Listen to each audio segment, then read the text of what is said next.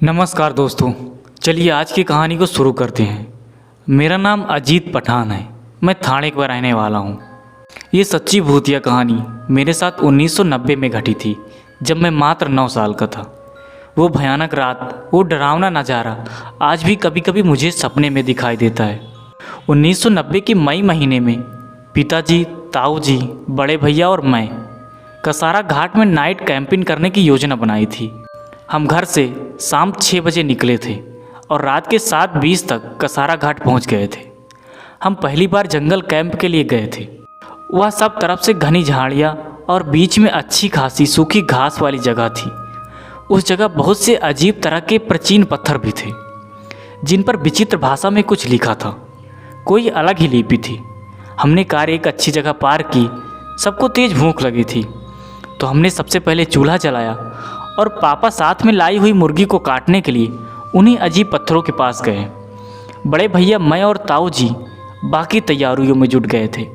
थोड़ी ही देर में जब पापा मुर्गी काट कर वापस आए तो ताऊ बोले, ये क्या झाड़ पत्ती काट के लाए हो, मुर्गी कहाँ है? तो पापा ने अपने हाथ की तरफ देखा तो सच में झाड़ पत्ती थी, जिन्हें देखकर वो चौंक गए और झटके से दूर फेंक दिया। पापा ताऊ जी को बोले, अरे भैया, मैं तो मुर्गी ही काट कर लाया था। फिर ताऊ जी बोले, बिट्टू बेटा, दरअसल मेरे पापा का घर का नाम बिट्टू है। अभी पार्टी शुरू भी नहीं हुई और तुझे चढ़ गई।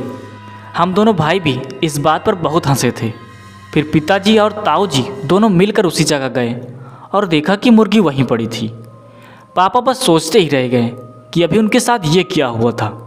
फिर ताऊ जी ने खुद मुर्गी काटी और जब वो दोनों चूल्हे के पास आए तब हमने पापा की चीखें सुनी।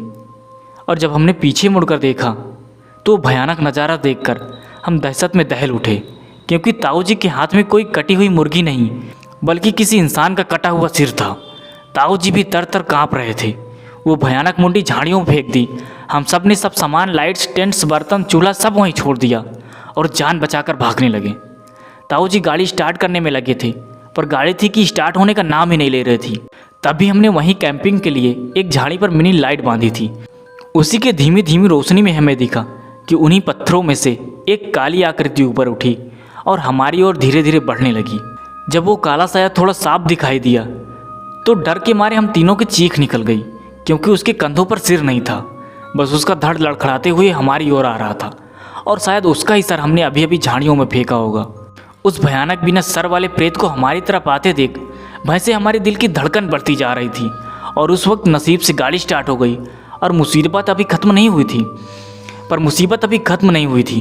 वो सिर कटा प्रेत हमारी गाड़ी के साथ साथ भाग रहा था और ताऊ जी छोड़कर हम तीनों चिल्ला रहे थे। उस दिन हमेशा धीमी गति से गाड़ी चलाने वाले ताऊ जी ने उनकी ज़िंदगी में अब तक सबसे तेज़ गाड़ी चलाई थी।